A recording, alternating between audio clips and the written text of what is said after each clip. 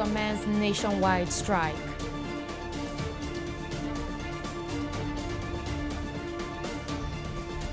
Police rescue abducted wife of Benue commissioner.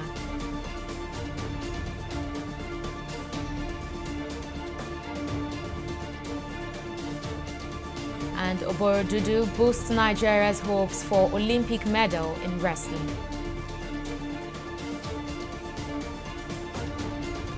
It's glad to have you join us on News Now. I am Oni Adekunle. Resident doctors across the country today embarked on a nationwide indefinite strike action over issues of welfare, payment and training, which it has been demanding from the federal government for over a year.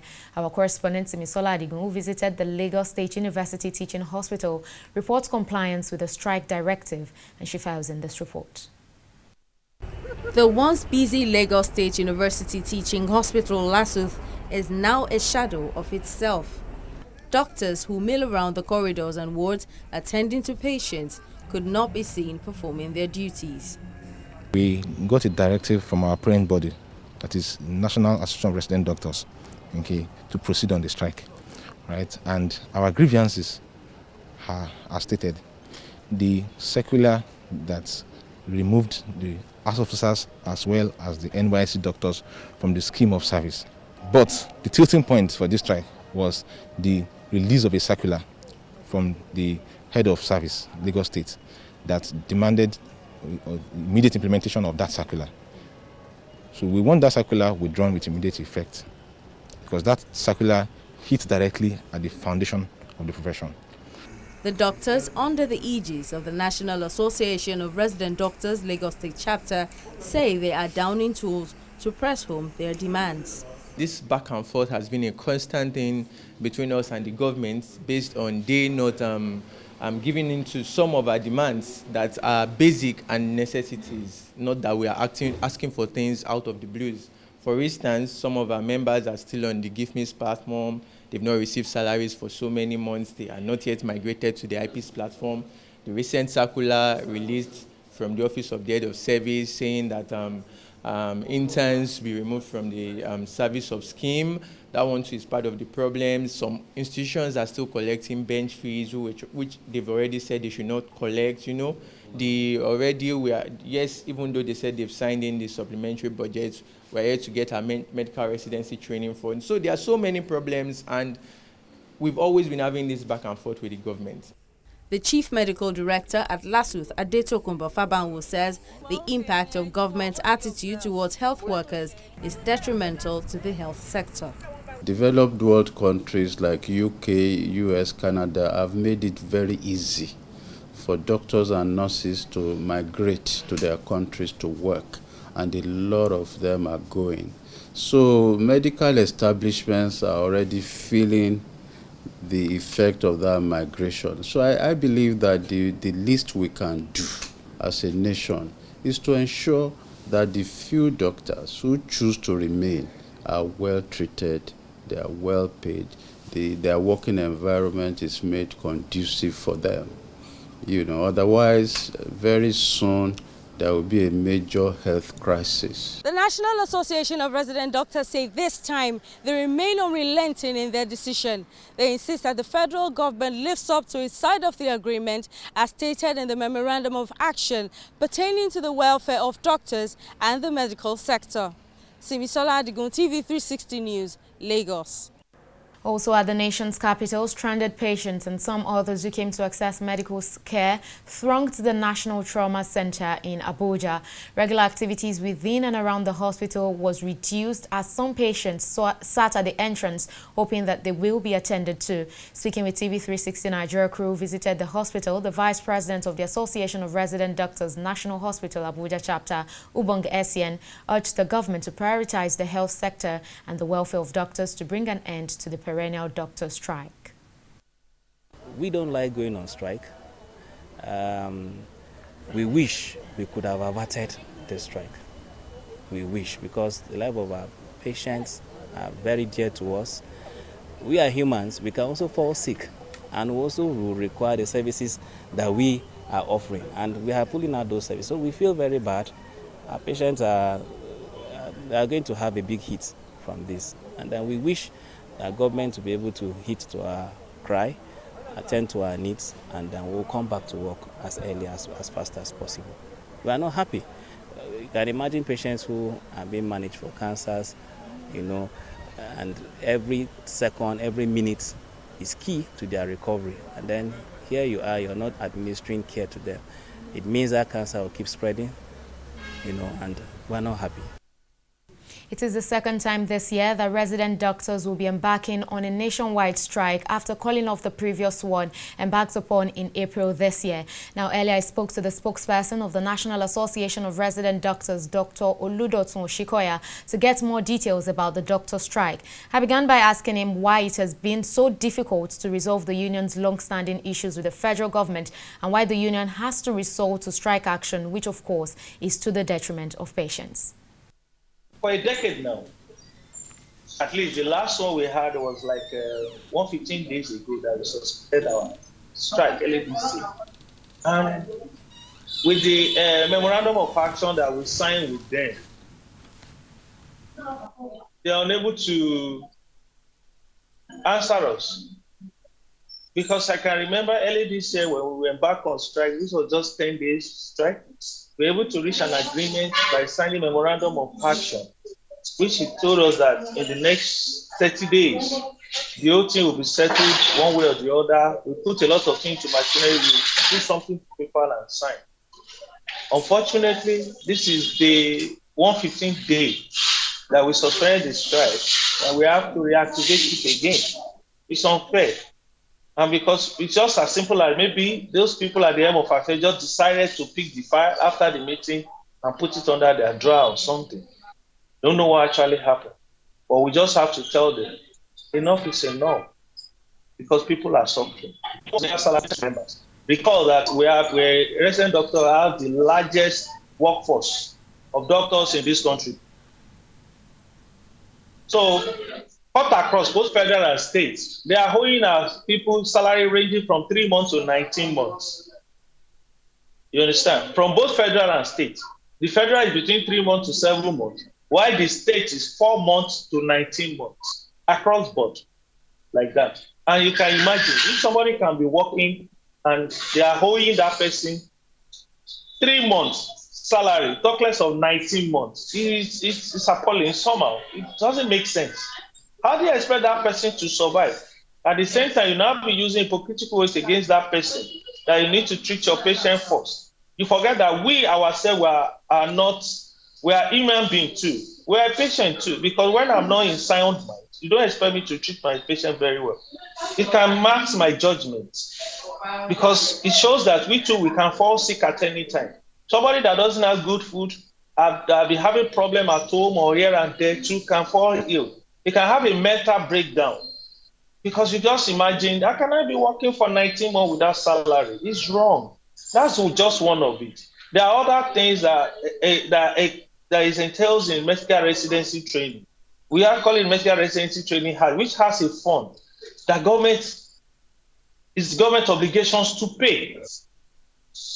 This is we are more than half of the year now. We're in August. They are yet to pay, despite the fact that it has been captured in the budget of 2021. They are yet to pay our members. They need to pay for exams. They need to pay for updates. They need to pay for a lot of things. Now, let me now give you another scenario. Have you seen a situation where you said majority of our doctors have traveled out of the country? Away from health matters now, the Federal High Court in Abuja has adjourned the suit brought by the 12 detained aides of Yoruba Nation agitator Sunday Adeyemo, popularly known as Sunday Igboho, to August 4th. The Department of State Services, DSS, produced 8 of the 12 aides in court today, but there was confusion regarding the names of the applicants produced. Speaking with newsmen after the court session, counsel to the applicants, Belumi Olajengbesi, said the presiding judge, Justice Obiora Iguatu, granted the leave to amend his processes to correct the names of the applicants. The nature of this matter, since the arrest of the applicants, DSS has denied us the opportunity to meet with them, to be able to verify facts and to be able to ensure that everything is properly done. But then the court, at the last adjournment, they graciously granted us opportunity to mandate the DSS to give us access to see the applicants. And we were able to see the applicants on Friday. And so because we met with the applicants, we discovered that there are some errors in our document which we need to quickly correct. For example, some of the names we had earlier are nicknames. Some of the names the DSS published earlier, there are errors and mistakes. So we need to clear all the irregularities and be sure that we are proper before the court. And of course, we moved the application today, and the court has graciously granted it. So we will be in court on Thursday to continue this process. I will think and believe that liberty is very close. Importantly, DSS didn't come with the 12 people arrested in Chief Sunday Igboho's house today. DSS came to this place with just 8 of them. Even when we visited the DSS facility, we were only allowed to see 4 of them. So we believe that the DSS is coming out. Gradually, the DSS will have to succumb to the process of law. So on Thursday, we are expecting the DSS to be here with the 12 of the applicants, so that we can actually engage them in court and we can secure their liberty. Men of the police elite squad Operation Zenda in Benue State have killed 3 suspected kidnappers following a gun battle to rescue the abducted wife of the State Commissioner of Lands and Survey, Anne Unenge, who was abducted 4 days ago. Governor Samuel Otom said the police engaged the kidnappers in a heavy gun battle at Agba village, a suburb of the state capital, on Monday afternoon, killing 3 of the suspects, while the victims who sustained injuries were rescued alive and taken to the hospital for treatment. Otom, who led members of his cabinet to the police headquarters where the dead bodies of the suspects were displayed, hailed the Inspector General of Police and his men in Benue State for the feat. He also warned all local collaborators of the kidnap syndicates to desist from the act or face the full wrath of the law.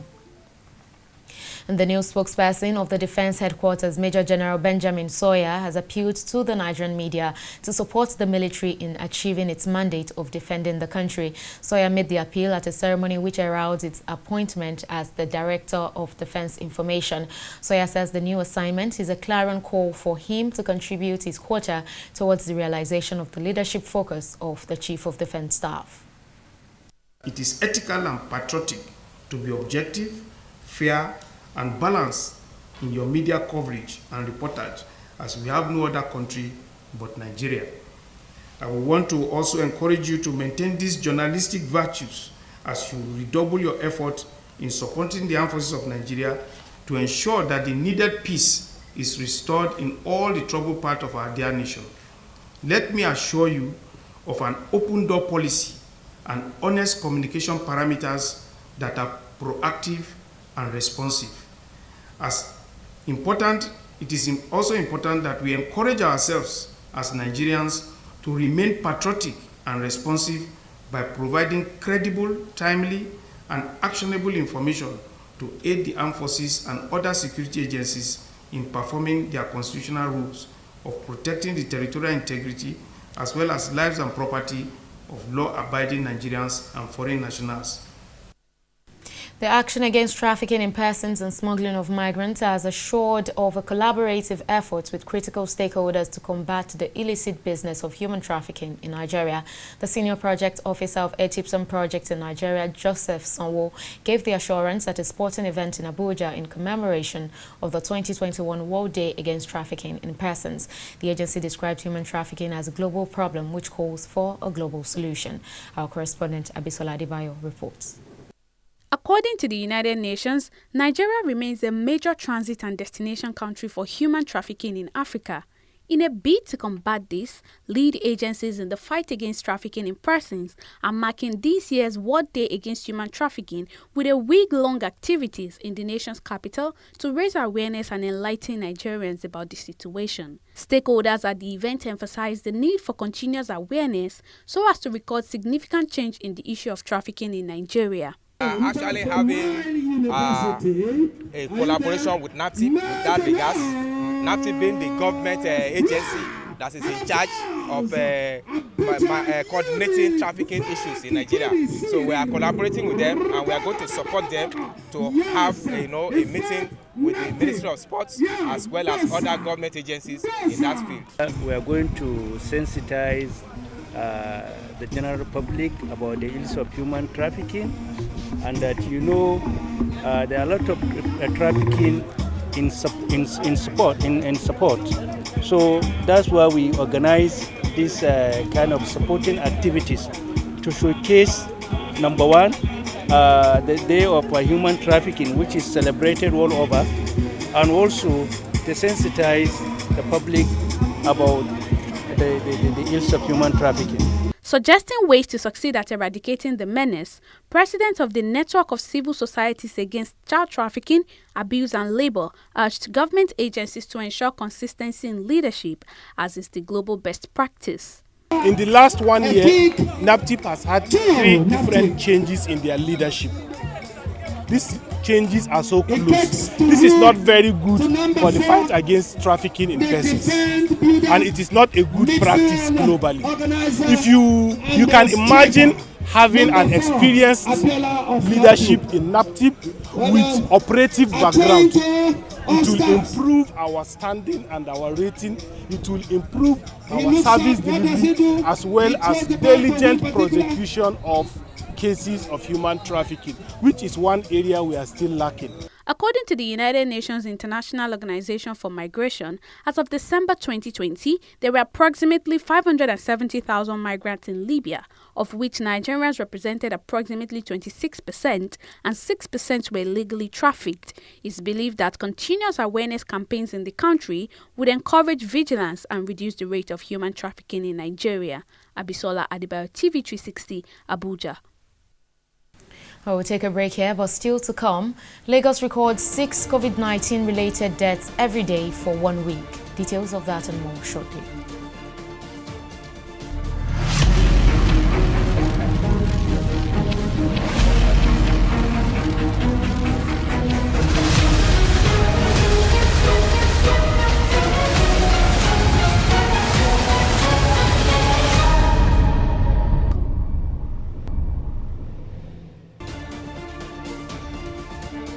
Many thanks for staying with us on News Now. Here's a quick reminder of some of our top stories tonight.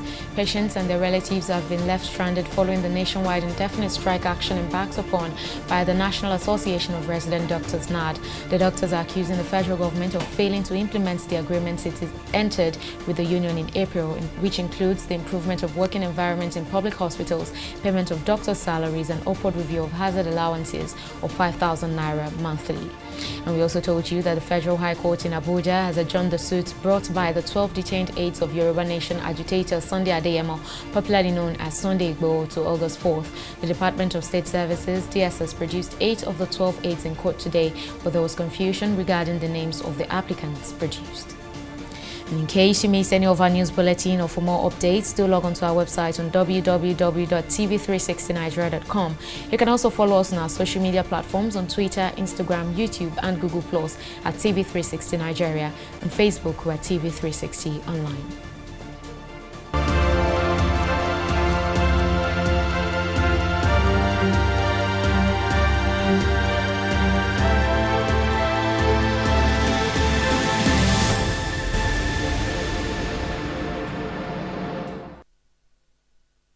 Amid the COVID-19 pandemic third wave, Lagos State Governor Babajide Sanwo-Olu has disclosed that an average of 6 deaths was recorded daily in the last 1 week in Lagos State as a result of the virus. Sanwo-Olu disclosed this on Monday while briefing State House correspondents at the Lagos House in Alausa, Ikeja, on the situation report and update on the management of COVID-19 in the state. The governor, while debunking myths surrounding the jabs, said contrary to claims, the AstraZeneca and Moderna vaccines cannot be mixed, as it has been confirmed dangerous to human health. And we'll take another break here, and when we return, it will be time for business news. Please stay with us.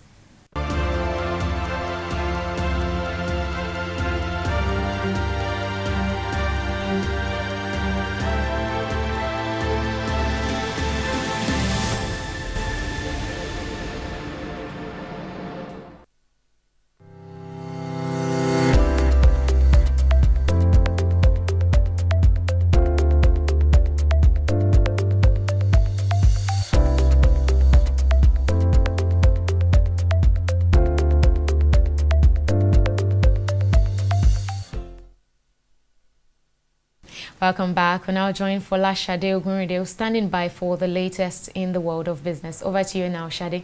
Well, thank you very much, Oyin. In business, the Nigerian National Petroleum Corporation says it will declare its first dividend to Nigerians as it prepares to release its 2020 financial statements in the third quarter of this year. According to the Group Managing Director, Mele Kyari, who disclosed this on Monday, everything done at the NNPC must align with the wider national interest. Kyari added that the NNPC, being the representatives of the nation, is a potential global player.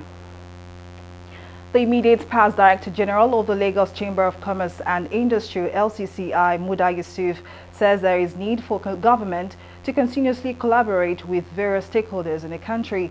The former LCCI DG said this at a farewell party organized for him by the Chamber in Lagos on Saturday. He added that it is important for government to get ideas from many intellectuals to help with the administration's drive for economic development. Today, the Lagos Chamber is a very respected, visible voice in the advocacy space. And when we speak in the chamber, I think the policymakers listen. We have scaled up our engagement with the policymakers, and we have been able to impact the direction of policy at the state level, at the federal level, and across practically all segments of the economy. There is need for proper and deeper engagement with the stakeholders in the economy. Nobody knows it all. The policies of government will be enhanced. It will be further enriched if there is relevant and deeper engagement with stakeholders within government, with stakeholders outside the government. When we pull all these ideas together, I'm sure we have a much better policy environment, a much better regulatory environment that will benefit both the government, the people, and the private sector at large. We'll take a breather here and return with a review of the stock market. Just stay with us.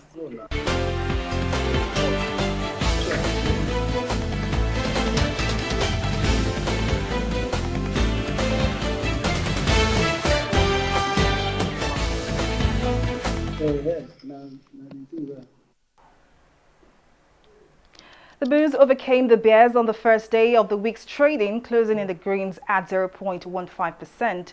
All-share index rested at 38,604 basis points as equity cap still hovers around the 20 trillion naira mark. However, market breadth closed negative as Julius Berger Nigeria PLC and MPF Microfinance Bank PLC led 16 gainers with a combined gain of 2 naira 14 kobo. Now on our laggards table, we see that Ethanol PLC and Nemeth International Pharmaceuticals PLC led 23 losers with a combined loss of 88 kobo. Now this is of course an unimproved performance when compared with previous outlook.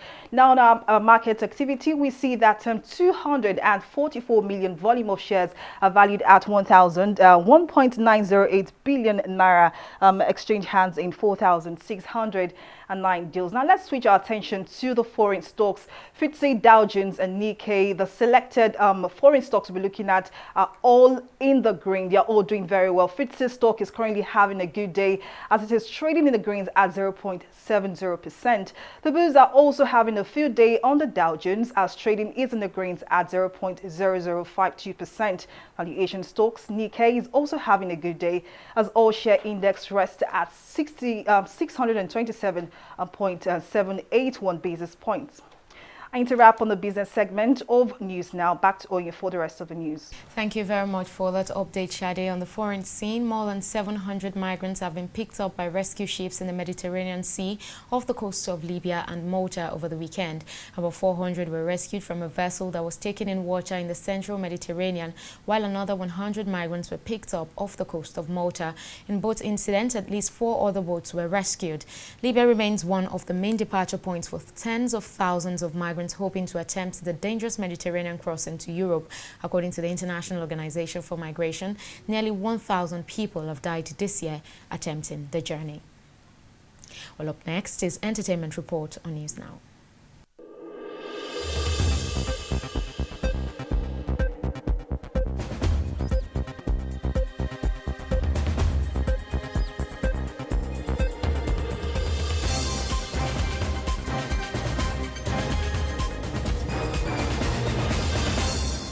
Nollywood veteran actress Rachel Oniga has died at the age of 64. According to a statement released by her family, the movie star died from a heart-related issue. Until her death, she was one of the most popular and influential actors in Nollywood. She made her Nollywood debut in the 1996 hit movie Onome. Oniga went on to star in several big productions, including Shongo and Wale Adenuga's television series Super Story. Her most recent movies include Chief Daddy, Royal Hibiscus Hotel, and My Village People. She was survived by 3 children and several grandchildren.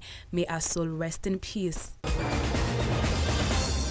One World Global Records Limited has filed a copyright infringement suit against fast-rising singer Akinbiyi Ahmed, popularly known as Bella Shmurda. The label claims that the singer has, contrary to the provisions of the contract, been engaging in the release of publications, distribution and promotion of songs and videos, among others, without the consent and authorization of the label. The label is, however, seeking the order of court restraining the singer from laying claim to the name and performing the musical works released under or in connection with the name, also seeking the sum of 200 million damages for the singer's breach of the contract.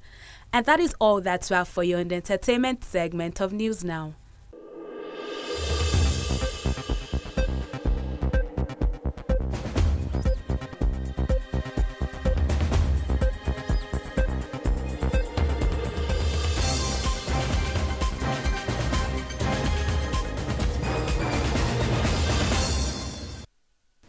In sports, Nigeria has been guaranteed its first medal at the Tokyo Olympics after Blessing Oborodudu won her women's freestyle 68 kg wrestling semi-final match. Her qualification assures Team Nigeria of either a gold or silver medal, as she is also set for the record books as Nigeria's first ever Olympics medalist in wrestling.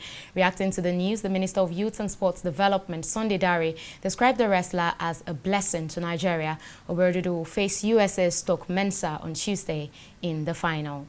Now, joining me to discuss more on this is sports analyst Jide Olaniro. Of course, he joins us from another part of Lagos. Jide, thank you very much for joining us on the news. Now, this Olympics has not particularly been the best of outings for Nigeria with the disqualification of some of our bright stars. But now we have Oborodudu giving us hope. This is like a very bright light at the end of the tunnel. How do you see this? I think it's a good one. At least we have something to cheer about as Nigerians. It's not really a surprise for many because if you look at the way the wrestlers, talking about the Nigerian Wrestling Federation, have been able to prepare all these athletes for the Olympics, you will agree with me that the federation and the athletes have been the standout federation, as well as having the best of athletes. Going by what, if you look at their rankings, especially for the person of Blessing Oborodudu, the likes of Adekuroye, most of them are top-ranked athletes in their various categories. So I'm not really surprised by what is happening, especially with the level of their preparation and having good administrators in that particular federation. Well, we just wait and wish Oborodudu all of the best as she faces USA's Stoke Mensa on Tuesday at the finals. Well, that's the size of our bulletin this evening. We thank you for watching. I'm Oyi Adekunle. Bye for now.